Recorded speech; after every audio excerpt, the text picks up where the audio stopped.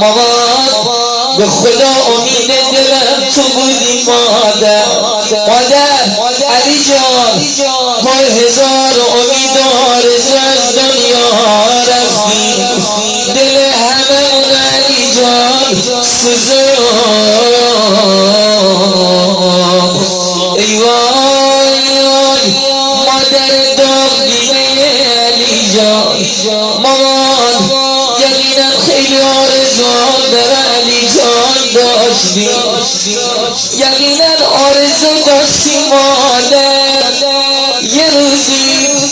یه حیات صندلی بشینی مادر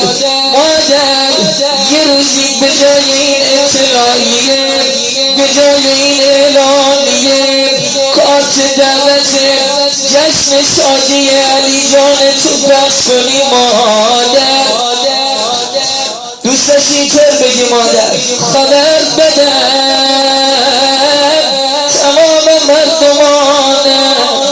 بعید مردم شادی علی جانم اما مادر خبر نداشتی مامان یه روزی باید یه حیات صندلی بشینی یه روزی باید اعلامیه علی جان تو رو در دیوار بزنی مادر این چه گفتی نه خبر بدم تمام مردمانم به این مردم عزایمی علی جانم به این مردم عزایمی جوانم خدا به دل مادرش صبر بده هر کی داغ جوان دیده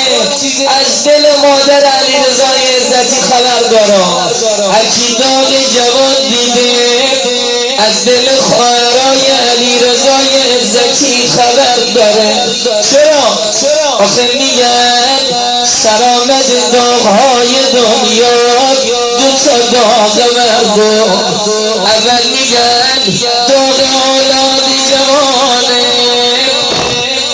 میگن داغ اولاد جوان قوت قلب پدر و مادر رو کم میکنه دوم میدونی چیه؟ دومم میگن